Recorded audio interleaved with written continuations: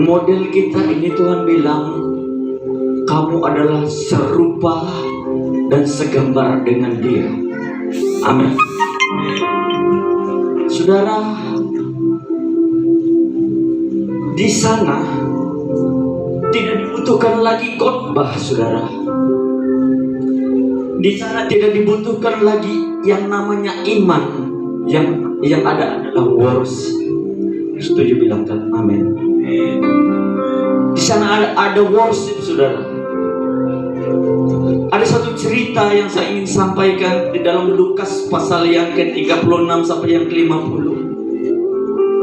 Ketika Yesus diundang di suatu pesta, itu khusus seorang laki-laki, saudara. Tiba-tiba ada seorang perempuan yang masuk, kata Alkitab. Dia adalah terkenal dengan dosanya. Perempuan ini terkenal dengan dosanya. Secara diam-diam kita data dari mana dia bisa masuk. Dia datangi Yesus. Dia bawa sesuatu hal yang sangat mahal di hidupnya. Apa saudaraku, minyak buli-buli itu dia pecahkan, kata Alkitab. Lalu dia tumpahkan dan dia menyekan kaki Yesus. Dia menyembah Yesus dan menyekan dengan air mata, bahkan dengan rambutnya. Alasannya kenapa dia menyembah Tuhan. Perempuan yang terkenal dengan dosanya ini, kenapa dia menyembah Tuhan? Alasannya kenapa? Karena dia merasa neraka dalamnya. Nah, Alkitab mencatat setelah dia menyembah Tuhan, apa Tuhan Yesus bilang apa kepada dia? Dosamu apa? Dosamu sudah diampuni. Engkau menjadi orang yang benar. Amin. Hari ini kalau engkau sudah diberkati, kalau engkau sampai ada detik ini, saudara, yuk jangan kurangi penyembahanmu. Penyembahan itu segala-galanya, saudara. Khotbah tidak dibutuhkan. Saya berdiri sini tidak jadi penting, saudara. Tapi ada satu hal yang sifatnya kekal, adalah penyembahan. Kita nyanyikan pujian. Sampai detik ini ku melihat penyertaanmu sempurna. Sampai selamanya kau sudah bilang satu-satunya pengharapanku. Sampai detik ini ku melihat penyertaanmu sempurna. Sampai selamanya Kaulah Tuhan, satu-satunya pengharapanku. Walau dunia berubah, haleluya.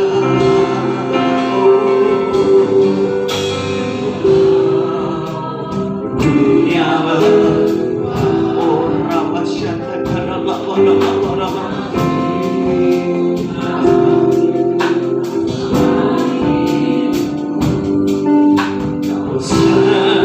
setia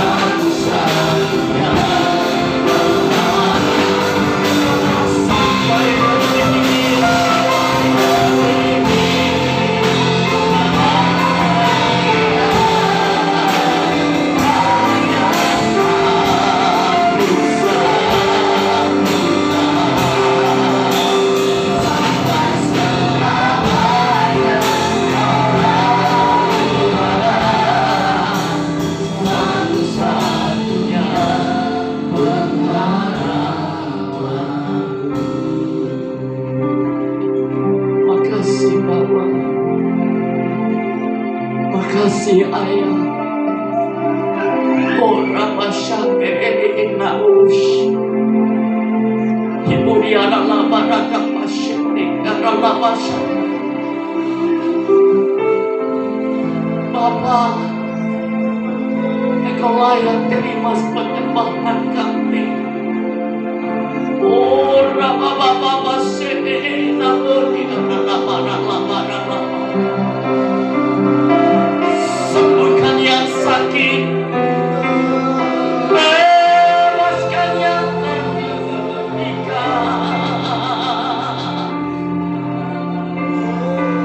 Bapa, balut hati yang luka, rangkul kami Ayah.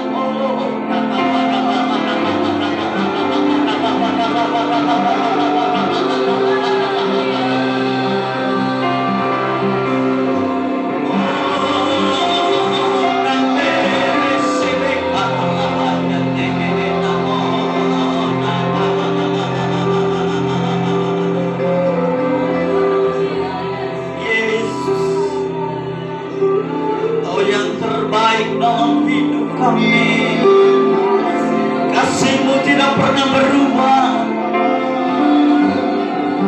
Kasih-Mu tidak pernah berubah dalam hidup kami. Oh Bapa, yes, amen. Bekerja Bapa adalah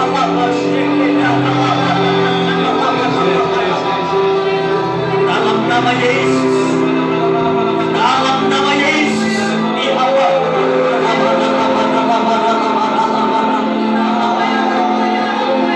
bebaskan, bebaskan, bebaskan. Terima penyembahan anakmu, terima penyembahan anak dari tempat ini.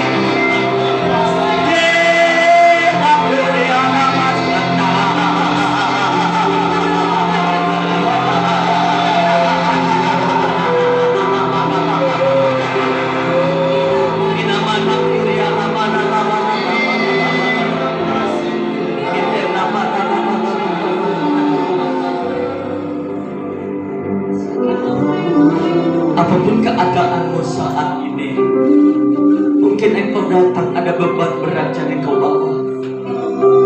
Mungkin engkau datang ada pergumulanmu. Mungkin engkau datang ada persoalan yang sedang engkau hadapi. Dengar kasih-Nya tidak pernah berubah. Dia ada.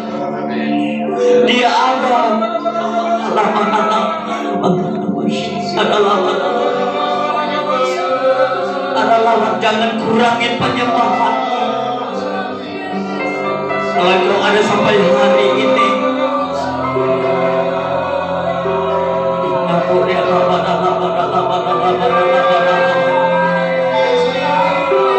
Bapa, mungkin ada yang datang dengan sakit.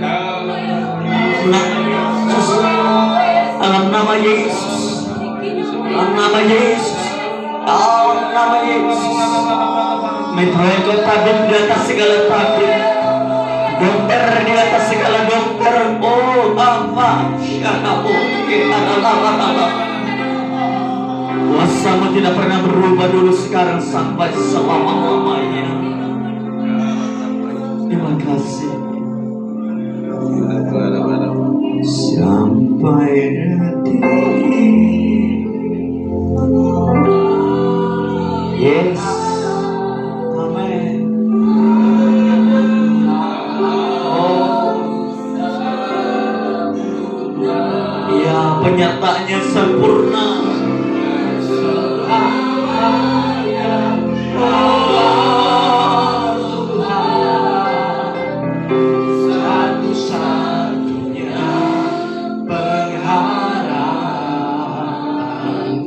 Dengan iman katakan, sampai detik ini ku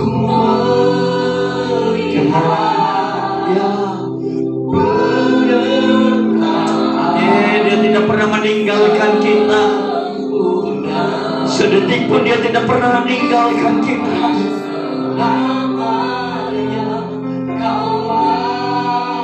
Tuhan satu-satunya pengharapanku, satu-satunya pengharapanku, satu-satunya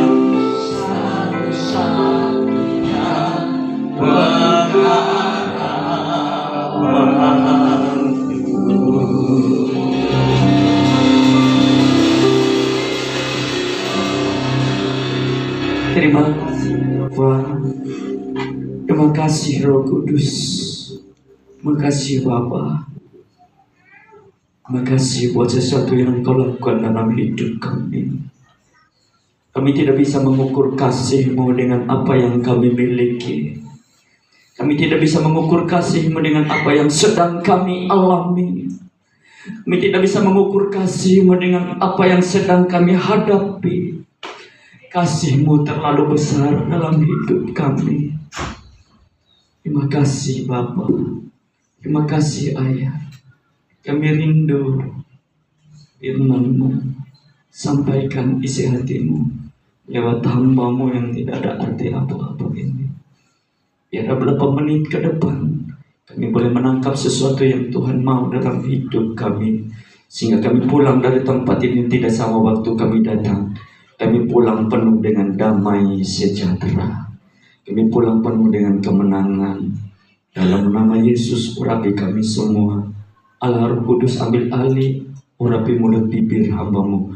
Biarlah setiap kata dan kalimat yang keluar dari mulut bibir hamba-Mu jadi karena urapan Roh Kudus. Haleluya, haleluya. Yang siap terima firman Tuhan bersama kita katakan amin. Salam. Sini aja nemani Om. Tidak usah turun pemain musik. Oke, ini sudah keren ini. Wow, haleluya. Oke, sini aja. Ya. Shalom. Perlu dikenalkan kan namanya saya. Ya, nama saya Bima. Ini gembala saudara itu kayak mentor kayak apa ya dulu. Dia sering ngajak saya pelayanan keliling sampai ke Madiun ya. Ini dia dulu sudah kerja waktu sekolah Alkitab itu, ada sepeda motornya dia, Vespa kalau tidak salah itu, ingat saya. Nah, dia sering ngajak makan traktir. Nah, ceritanya anak Wisma Betani itu, apakah masih ada kayak itu dah? Apa namanya? Warung California itu. Itu maksudnya keren. Kemana makan di California? Ternyata itu maksudnya warung itu kecil berdiri di pinggir kali. Jadi waktu itu zaman itu 500 atau 1000 perak tuh dapat telur apa? Mata sapi ya. Kalau tidak salah itu nasi pecelnya. Nah, beliau ini, enggak tahu dia kok bisa sayang sama saya. Ini sering diboncengnya kalau aku pergi ke kampus, kami kuliah itu, ya ikut aku aja kan. Sampai diajak pelayanan. Saya ini produknya emak kami namanya Ibu Pendeta Nathan. Ya, mungkin ada yang tahu mereka jemaat ini kira-kira. Itu Mak Nathan itu mama dari istri Bu Gembala ini, ada namanya Tante Bebe. Hampir tiap malam kami berdoa diajak sama Mak. Di mana-mana itu, di Genteng Kali, di mana pokoknya hampir tiap malam. Pulang-pulang kami, saya khususnya pribadi dikasih bumbu pecel, nasi. Tante Bebe itu masak babi kecap. Saya ingat enak teman Tante Bebe itu luar biasa. Hauria pokoknya.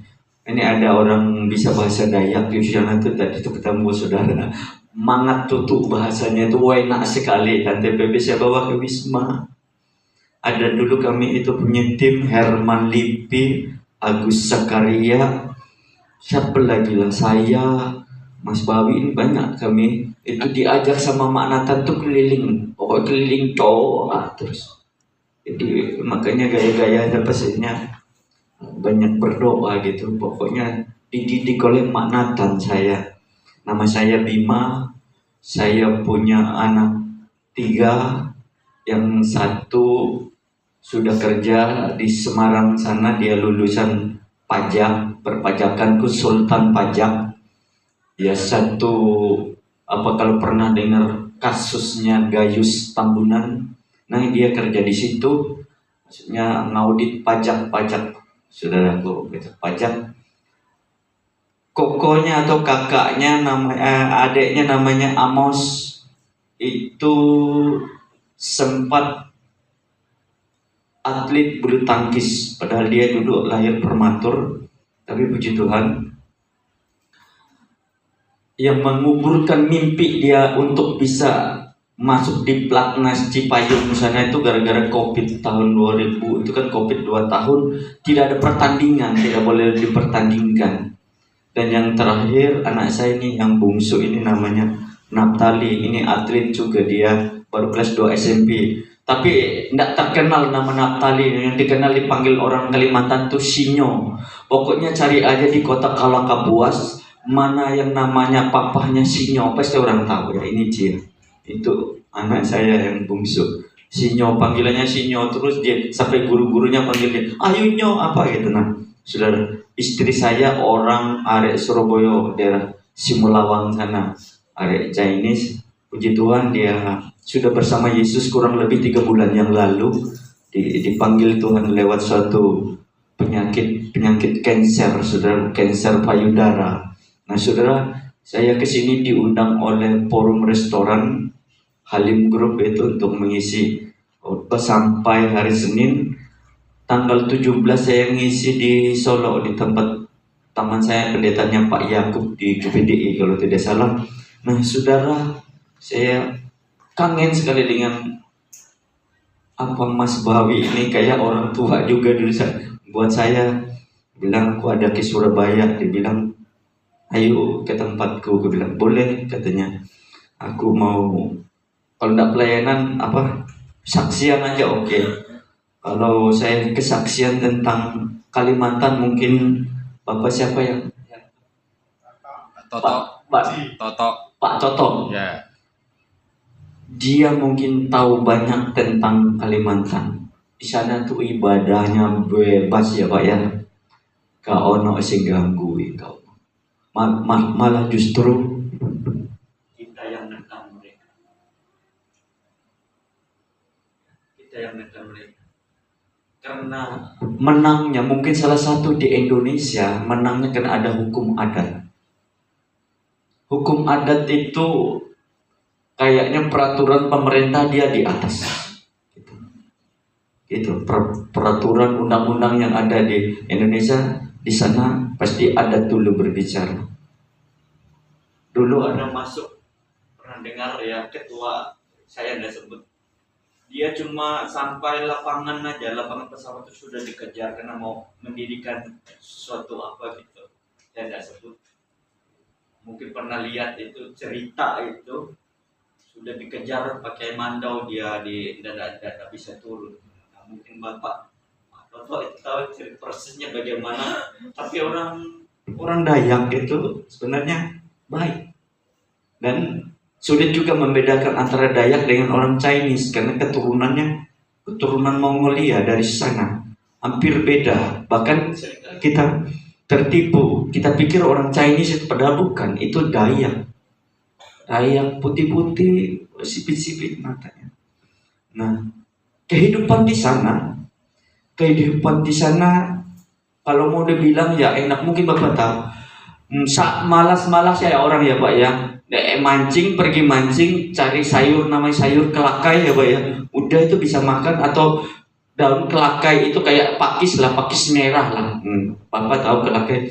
Nah, kita dapat banyak di hutan itu, kita jual ke pasar 2.000 satu ikat sampai itu malas-malasnya saking enaknya ya. Dan di sana memang kalau masalah berkebun sebenarnya, tapi pemerintah udah tahu ribut bikin kebun sawit aja, padahal kebutuhan yang bagus tuh perkara kayak sayur timun, kacang, singkong itu sebenarnya ada orang-orang kita di Jawa ini dia bikin yang tidak terlalu dalam skala besar, dia nanam itu, dia orang yang cukup diberkati. Sayur timunnya dia jual, tapi harganya ya sudah beda dengan sini 2 kali lipat lah. Bahkan buah aja di sini kemarin aku makan buah toh. Karena di sana ya ada sih kayak buah anggur, buah apel itu dikirim, cuman harganya sudah berapa kali lipat gitu. Nah, kemarin aku sama si Nyonya kita makan buah aja, kita tahu kan di Kalimantan larang sekali, saudaraku. Nah, sebenarnya kalau bisa yuk kita dukung Kalimantan itu untuk beribadah. Bahkan di Palangkaraya itu Bapak tahu, saya bersyukur banyak gereja. Tapi ada waktu, dan sekarang itu ke tempat saya itu Pak, desanya Desa Balai Banjang di atas Pujun. Kalau Bapak pernah dengar, di atas Pujun itu sekarang sudah jadi kecamatan Pasak Telawang namanya. Kecamatan Pasak Telawang baru kurang lebih 4 tahun ini sudah masuk jalan aspal Pak. Sudah enak. Jadi kita biasanya pelayanan dari kota saya kan kota Kuala Kapuas ke Palangkaraya itu 3 jam jalan normal itu. Ke Palangkaraya, nah dari Palangkaraya ke tempat saya itu ke desa saya kan orang desa. Nah, dari Kapuas 3 jam, dari Palangkaraya, dari provinsi itu, dari ibu kotanya Kalimantan Tengah itu ke desa saya itu membutuhkan jalanan 3,5 jam sampai 4 jam gitu. Tapi sekarang puji Tuhan aspal sudah masuk sana, bahkan listrik kurang lebih 2-3 tahun, 2 tahunan ini sudah masuk sama ini sinyal HP ini sudah ada dibangun tower itu ya Pak, tower yang paling bagus cuma Telkomsel di sana. Nah, di sana sudah dulu boro-boro orang naik cari sinyalnya naik di atas pohon, Bapak tahu itu, di atas pohon orang nyarinya gelantongan segala panci orang pakai nyari sinyalnya itu sudah. Jadi dan dulu memang aksesnya lewat air. Kalau ke desa saya itu dulu ada anak-anak SDT itu ke sana itu baru sampai ke desa saya itu 2 hari 2 malam kita di sungai terus, di sungai terus. Ya puji Tuhan, sekarang hampir tiap desa ada gereja yang berdiri. Tapi gereja sebelah, gereja Bawang juga banyak juga. Tapi enggak sih, oke kita. Karena filsafat di sana ada rumah betang, mungkin Bapak tahu ya cerita rumah betang itu. Jadi di sana itu semua orang tinggal di sana. Agama apapun semua ada di situ. Satu rumah itu namanya. Jadi simbolnya Dayak, simbolnya Kalimantan, khususnya Kalimantan Tengah itu ada rumah betang di bang. Ini kalau tidak salah baru ya mungkin sebulan yang lalu gubernurnya mendirikan rumah itu, rumah betang namanya itu, mungkin yang paling terbesar kayaknya, terbesar di Kalimantan. Mereka akan bangun itu. Nah, saudara, itu tidak ada yang menekan kita beribadah di sana, bebas. Cuman musuhnya kita, Bapak tahu ya, roh kuyang, roh bahutai, roh kamiyak. Ya itu kan kepercayaan orang Hindu Karingan di sana. Ya, yang orang-orang terbang. Kuyang itu manusia yang bisa terbang. Jadi dia jasadnya ketinggal, cuma kepala dengan isi perutnya aja yang terbang. Itu dia coba buka aja di YouTube itu kuyangnya Kapuas. Itu lihat di waktu dia ditangkap itu, dimasukkan dalam sel. Itu mungkin Bapak sedikit tahu banyak. Memang kita berhadapan dengan ilmu okultisme. Tidak ada bisa kita langsung khotbahin, tidak bisa. Cuman kita harus memperkuat spirit Roh Kudus. Ya lewat kita putar lagu-lagu, lewat kita menyembah Tuhan tadi. Itu aja yang orang Saya asli Dayak, sebenarnya saya tidak percaya, tapi karena ada hukum adat itu, jadi saya harus hormati, misalnya mereka ritual. Tapi mereka mengakui, saudara, gini, setiap ada acara ulang tahun kota, misalnya hari jadi kota Surabaya, misalnya hari jadi kota Kuala Kapuas, ini hari jadinya kota Palangkaraya, Pak, ulang tahunnya, apa namanya, lupa aku namanya, sebutannya. Di Kuala Kapuas itu mereka pasti ada bikin, bahasanya itu memapas lewat membersihkan kota itu, tapi dengan sesajen yang apa. Nah, saya kan ada di sana. Oh jangan, katanya, nggak usah kalau ada pendetanya, percuma beras kuningmu. Nggak manjur, katanya. Berarti mereka mengakui Yesus yang terhebat. Amin, saudara. Mereka mengakui bahwa roh yang ada di dalam kita ini lebih besar daripada roh yang ada di dalam dunia. Mereka mengakui, saudara. Bukan cerita kita nonton di film-film apa itu yang bisa terbang, bisa. Bukan cerita dongeng, itu fakta kenyataan. Mungkin Bapak pernah tahu dengar. Saya tanya waktu persoalan antara Dayak dengan salah satu suku di sana. Mungkin di Indonesia, makanya itu perlu didoakan, yang banyak menumpahkan darah Pulau Kalimantan, seluruh Indonesia. Itu berapa ribu orang yang dibuang, ada yang dimakan, ada yang dimasak. Bahkan aku kaget lihat satu cerita, kan betul-betul itu waktu itu pas 2001 kalau tidak salah ya Pak ya. Saya masih Surabaya itu Pak, masih di Surabaya saya. Cerita waktu saya pulang ke sana 2011, 2012, 2013 pas ini lahir. Nah 2013 yang lalu, orang tertentu itu ditaruhlah di suatu rumah. Ini sudah dijaga dengan berapa truk tentara. Datanglah ini orang Dayak ini. Ya kita jangan besar-besar, itu harus dipatahkan, harus kita minta kasihan, minta Kalimantan diselamatkan gitu aja doanya. Nah, mereka datang ke sana, mereka minta izin, pingin ketemu aja, kan tidak diboleh sama tentara itu, sama pimpinan, sama komandan, tidak boleh. Tapi izinkan kami bikin ritual di depan itu, mungkin jauh dari tempat yang mereka tinggal itu. Mereka bikin ritual berapa menit, berapa jam gitu, mereka buyar. Tiba-tiba Brimob yang ngecek orang yang di dalam itu sudah tidak ada kapalannya. Mungkin Bapak tahu atau sudah tidak ada kapalannya. Itu. Tapi pada dasarnya orang Dayak itu baik.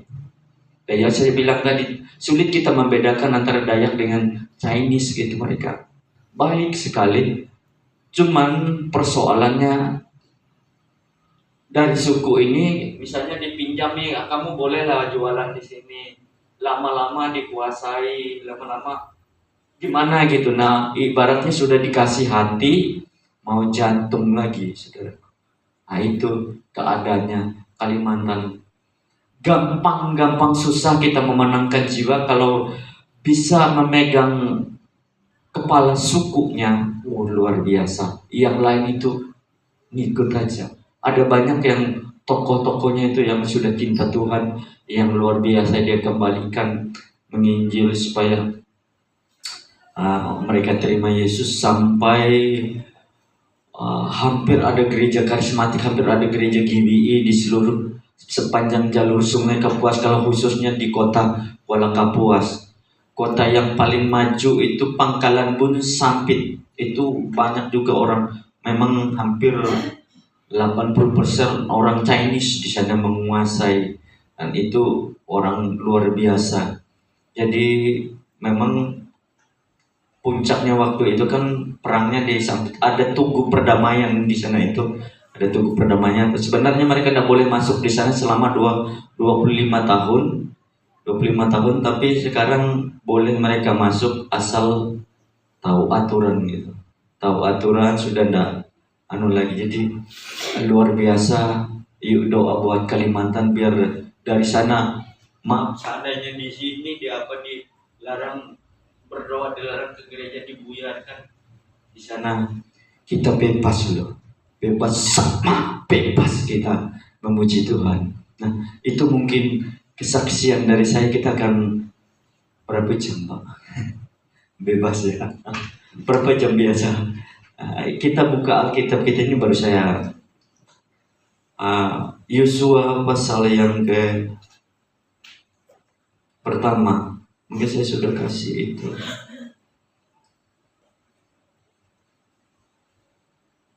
Ada satu hal yang ingin saya sharingkan, tidak lama. Yosua pasal yang pertama, ayat yang pertama sampai yang ke-9. Dia bilang begini, saya bacakan buat kita. Sesudah hamba Musa Tuhan itu mati, berfirmanlah Tuhan kepada Yosua bin Nun abdi Musa itu, demikian, hambaku Musa telah mati, sebab bersiaplah sekarang, seberangilah sungai Yordan ini, engkau dan seluruh bangsa ini menuju negeri yang akan kuberikan kepada mereka, pada orang Israel. Itu setiap tempat yang akan diinjak oleh telapak kakimu, kuberikan kepadamu, seperti yang telah kujanjikan kepada Musa, dari padang gurun dan gunung Lebanon yang sebelah sana itu sampai ke sungai besar, yakni sungai Efrat, seluruh tanah Het sampai ke laut besar di sebelah matahari terbenam, semuanya itu akan menjadi daerahmu. Seorang pun tidak akan dapat bertahan menghadapi engkau seumur hidupmu. Seperti aku menyertai Musa, demikianlah aku akan menyertai engkau. Aku tidak akan membiarkan engkau dan tidak akan meninggalkan engkau. Kuatkan dan teguhkan hatimu, sebab engkau yang akan memimpin bangsa ini memiliki negeri yang kujanjikan dengan bersumpah kepada nenek moyang mereka untuk diberikan kepada mereka. Hanya kuatkan dan teguhkan hatimu dengan sungguh-sungguh, bertindaklah hati-hati sesuai dengan seluruh hukum yang telah diperintahkan kepadamu oleh hambaku Musa. Janganlah menyimpang ke kanan atau ke kiri, supaya engkau beruntung kemanapun engkau pergi. Janganlah engkau lupa memperkatakan kitab Taurat ini, tetapi renungkanlah itu siang dan malam, supaya engkau bertindak hati-hati sesuai dengan segala yang tertulis di dalamnya. Sebab demikianlah perjalananmu akan berhasil dan engkau akan beruntung. Ayat yang ke-9. Bukankah telah kuperintahkan kepadamu, kuatkan dan teguhkan hatimu, janganlah kecut dan tawar hati, sebab Tuhan Allahmu menyertai engkau kemanapun engkau pergi. Bapak Ibu yang saya kasih dalam Tuhan, cerita ini setelah hamba Musa mati, lalu orang yang memimpin bangsa Israel itu tidak ada, sehingga diangkatlah pembantunya Yosua, yang namanya Yosua, saudaraku. Nah, supaya kita, bagaimana saya berikan judul hari ini, bagaimana cara kita bisa mendapatkan janji Tuhan itu, atau menggenapi janji Tuhan dalam hidup kita, atau supaya kita bisa sampai ke sana yang namanya surga mulia itu. Ada sesuatu yang harus kita lakukan. Nah, di dalam ayat yang ke-6 sampai yang ke-9 itu, sampai 3 kali Tuhan bilang begini, kuatkan dan teguhkan hatimu, kuatkan dan teguhkan hatimu, jangan kecut dan tawar hati. Untuk kita boleh sampai di sana, ada rahasia, ada kuncinya yang perlu kita pegang dalam hidup kita. Yang pertama, apa saudara? Kita harus menguatkan hati kita. Setuju, katakan amin. Saudara, saya pernah pelayanan ke Solo. Waktu itu tak berapa puluh, 10 tahun yang lalu. Saya diundang, makanya nanti saya akan khotbah di sana tanggal 17 itu. Kami tidur, ada namanya Hotel Grand Orchid, kalau tidak salah hotel bintang 3 atau apa gitu. Jadi bagus. Maklum saya orang desa, Setelah saya kan tidak memperhatikan itu, saya sudah masuk hotel. Di dalam kamar hotel saya kan tidak memperhatikan bagaimana kunci, bagaimana apa itu, saudaraku. Setelah itu singkat cerita saya dibawalah makan keluar. Setelah kami makan, memang di depan hotel itu ada bakso enak, bakso urat. Saudara, tidak boleh terlalu banyak makan bakso, paling 3 bulan sekali. Itu yang membuat memicu kanker juga. Nanti saya ceritakan bagaimana makanan apa yang tidak boleh dimakan. Karena saya mendampingi istri saya itu kurang lebih 7 bulan waktu dia kena kanker itu. Nah, saya sudah kenyang ini. Tiba-tiba saya itu mau buang air besar. Ayo cepat, saya bilang, ini mendesak sekali. Nah, ya langsung saya itu kan singkat cerita sampai hotel, saya parkir, saya lari. Nah, saya tidak tahu, cuma dikasih itu kuncinya, dikasih kayak ATM itu. Nah, saudara, sementara di belakang ini sudah mau keluar sekali. Jika saya naik lift, saya sampai ke tempat kamar saya tidak bisa. Bagaimana caranya membuka pintu kamar? Sementara ini sudah pegang begini, sudah mau keluar, sudah ayah pembukaan berapa gitu, pembukaan 8 atau 9, sudah mau truk gitu, saudara. Saya bingung, percaya gitu, mau tak tendang pintu ya apa maklum uang desa. Saya panggil, itu ada petugas yang lewat. Puji Tuhan, syukur, alhamdulillah. Dia, Anda kenapa Pak? Ya aku tidak bisa buka ini pintunya ini. Ya apa caranya? Mana anunya? Saudara, truk masukin gitu, aku datang tempatnya langsung buka semua, segala AC, segala kamar mandi. Sudah tahu, nangkap kuncinya sudah diberikan kepada saya, tapi saya tidak tahu bagaimana cara menggunakannya. Nah, kuncinya supaya kita bisa janji Tuhan atau berkat Tuhan bisa tergenapi dalam hidup kita. Tuhan bilang, kuatkan hatimu. Setuju, katakan amin. Kenapa kita perlu menguatkan hati kita, Bapak Ibu Saudara? Karena hati ini pusat sentral segala sesuatu. Tuhan bilang, Tuhan tidak melihat rupamu, tapi Dia melihat hati. Kenapa kita perlu menjaga hati kita? Karena hati ini mudah terpolusi, mudah terkontaminasi yang namanya dengan sakit hati, patah hati, luka hati. Saudara, saya pernah baca satu buku. Ada seorang penginjil yang sangat terkenal. Nah, dia terkenal, saudaraku, gara-gara ada mama mertuanya yang menjadi pendoa sepakat buat dia. Seperti Mak Nathan itu dulu pendoa buat kami, terutama buat pribadi. Luar biasa, Mak Nathan itu berjasa sekali. Saya ini produk didikannya Mak Nathan itu, maknya dari istrinya Ibu Gembala ini. Nah, hamba Tuhan ini penginjil yang sangat terkenal sekali. Sangat terkenal sekali dia. Gara-gara ada pendoa, yaitu mama mertuanya.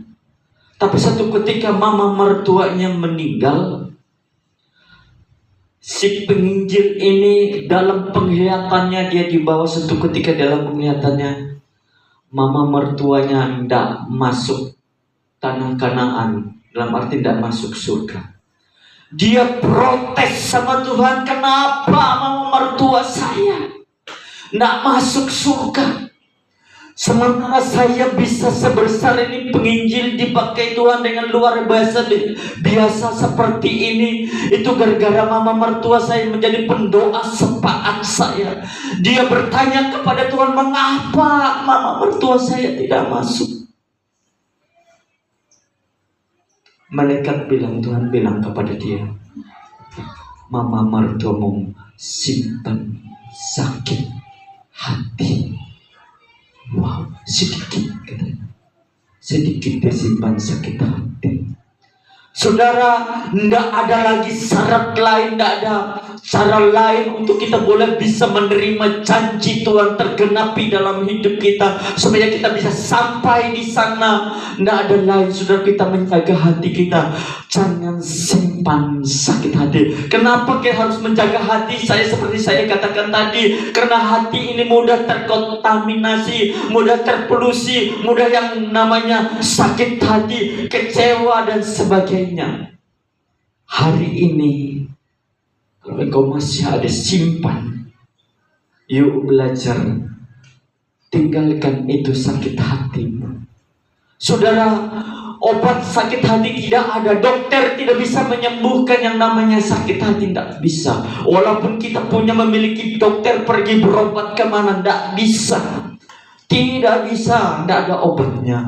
Obatnya apa? Alkitab kita buka. Ini saya senang ada ini. Ada yang bisa bantu saya baca firman Tuhan. Matius pasal bentar ya. Wah, masih ada pegang Alkitab ini.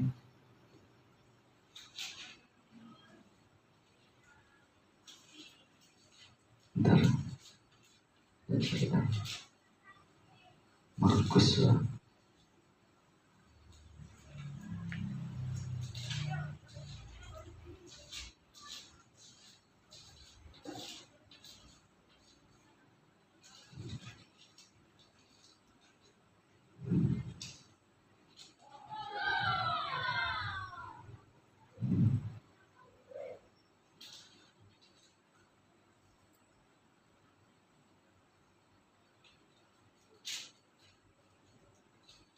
Matius pasal yang kelima kalau tidak salah.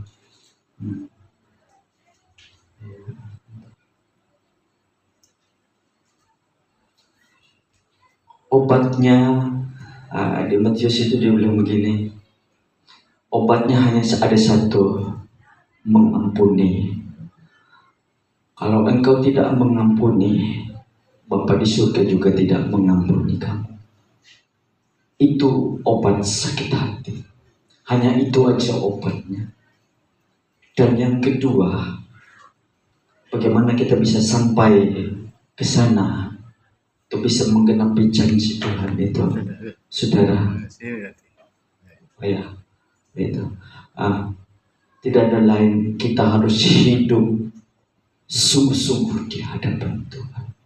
Bukan hanya maksudnya sungguh-sungguh sana tuh, kalau saya lihat terjemahan aslinya artinya begini, hiduplah sungguh-sungguh di hadapan Tuhan. Dengan kata lain begini, sungguh-sungguh itu bukan asal-asalan, bukan asal-asalan. Tidak menjamin ada berapa, mungkin kita sudah menjadi orang Kristen berpuluh-puluh tahun. Apakah kita sudah hidup sungguh-sungguh? Dengan kata lain, yuk alami Tuhan, kenali Tuhanmu dengan sungguh-sungguh.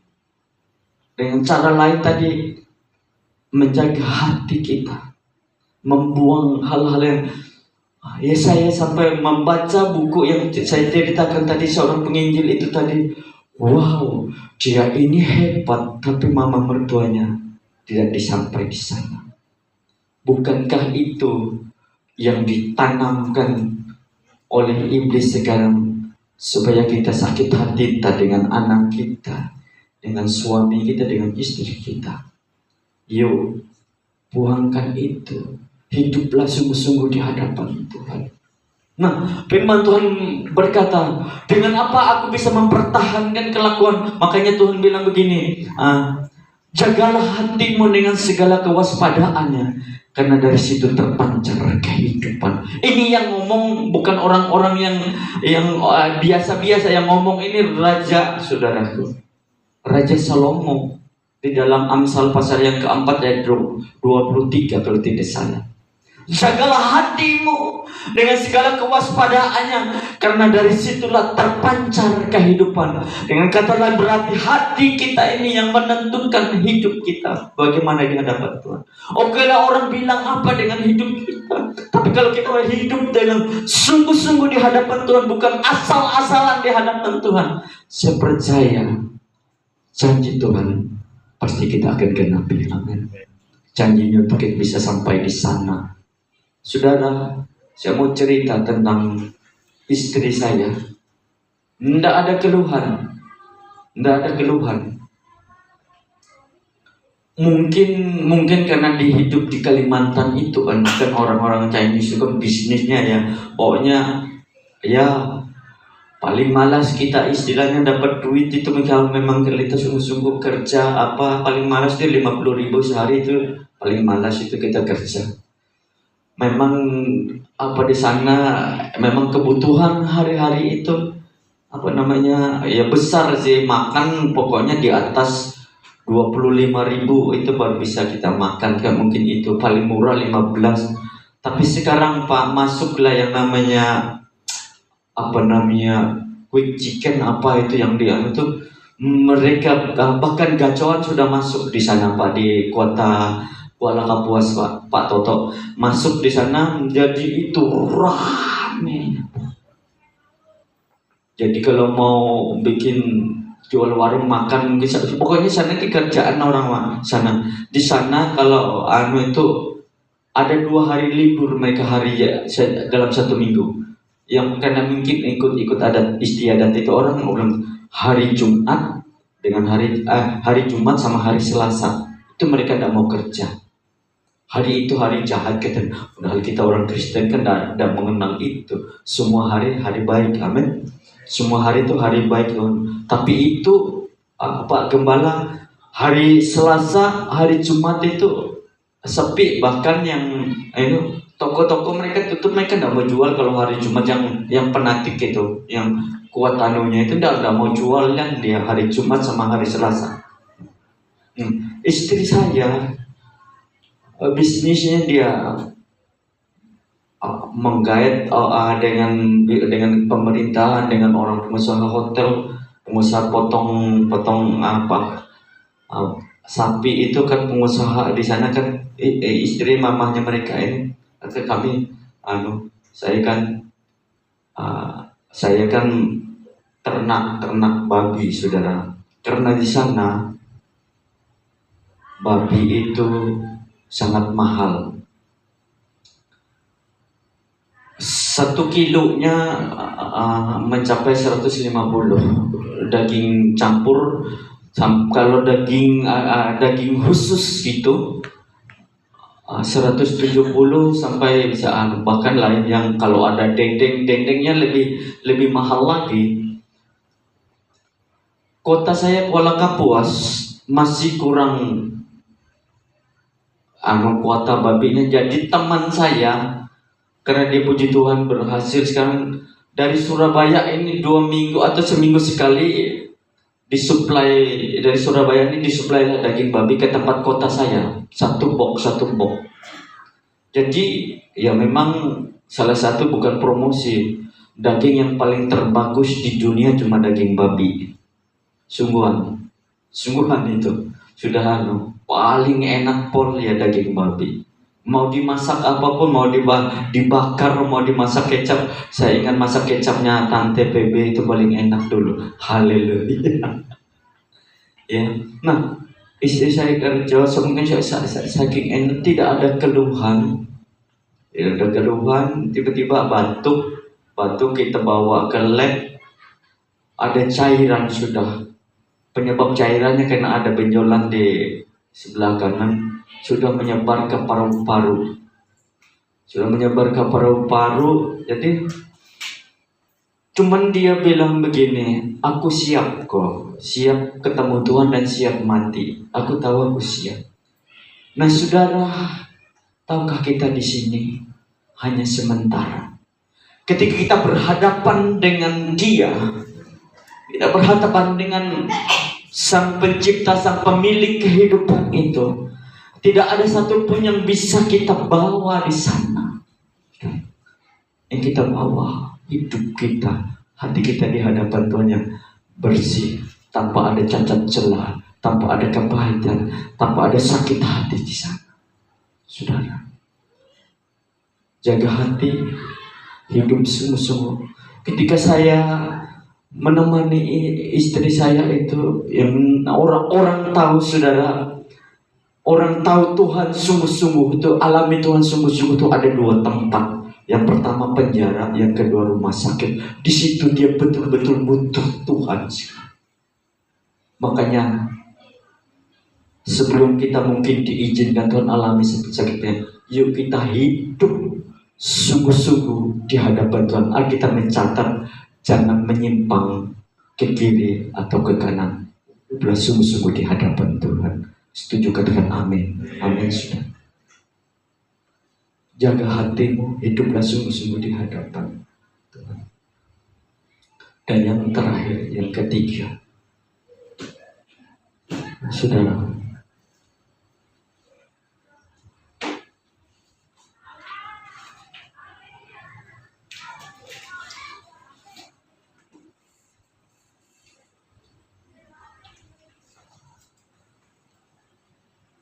tetap menjaga hubungan di hadapan Tuhan.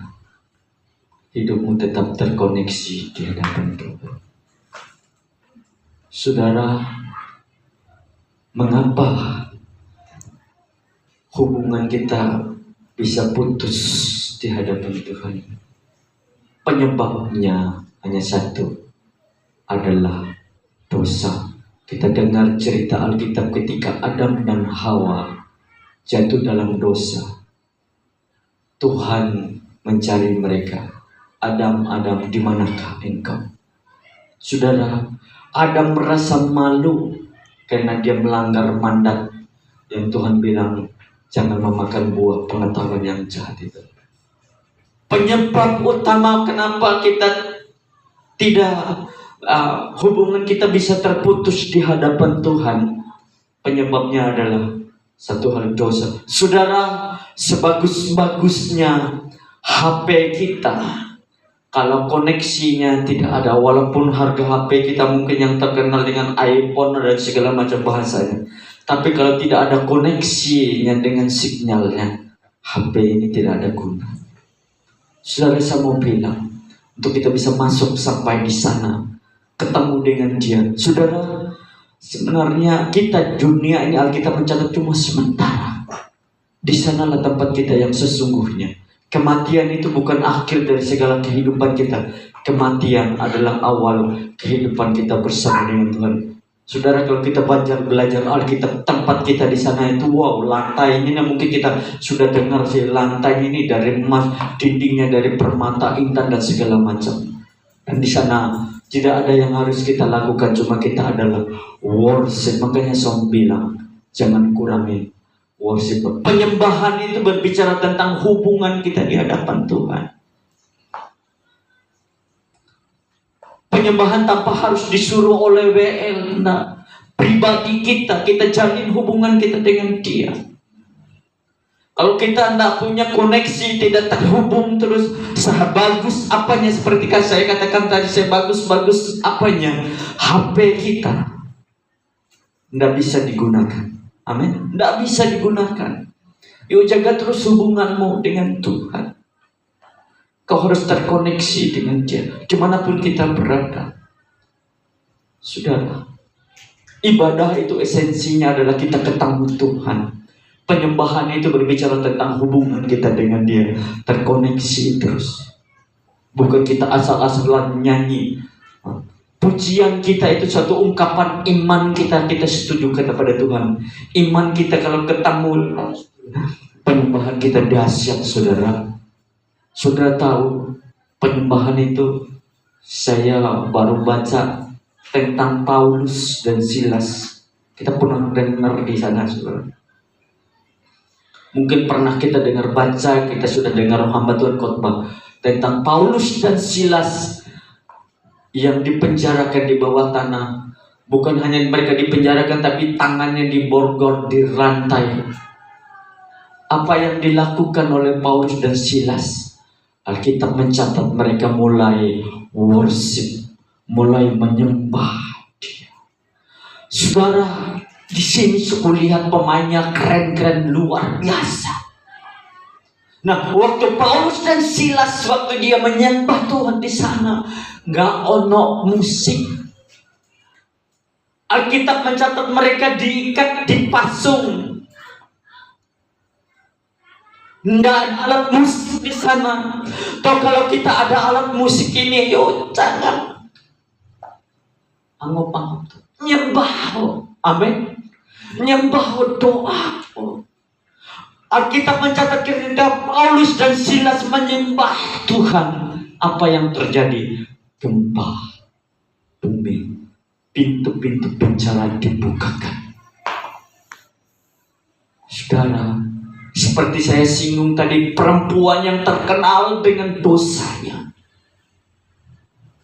ketika dia menyembah, dia menjadi orang yang dibenarkan Tuhan. Tuhan bilang begini, dosamu sudah diampuni. Tepuk tangan dong buat Tuhan Yesus.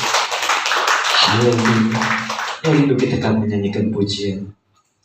Dimuliakan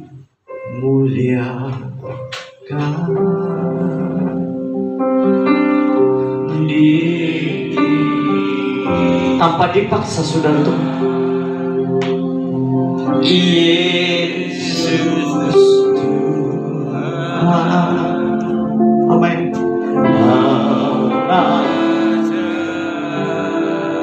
Ayo singan boleh maju. Iya. Sekali lagi saya katakan, jangan kurangi penyembahan. Apapun keadaanmu saat ini, engkau datang, mungkin ada beban berat, mau dengar. Perempuan berdosa tadi, setelah dia selesai menyembah, Tuhan bilang dosamu diampuni. Dia menjadi orang yang dibenarkan. Paulus menyembah Tuhan, terjadi gempa bumi, pintu-pintu penjara dibukakan begitu. Mungkin engkau ada datang dengan penyakitmu hari ini, dokter bilang diponiskan, tidak ada obatnya lagi. Dengar, ayo menyembah Dia. Sebab tahu hari ini Dia lepaskan belenggu itu, Dia sembuhkan saudara.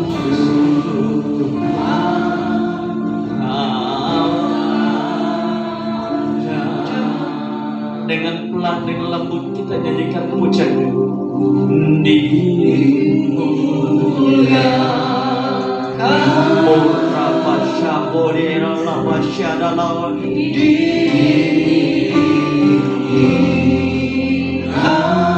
Oh Yesus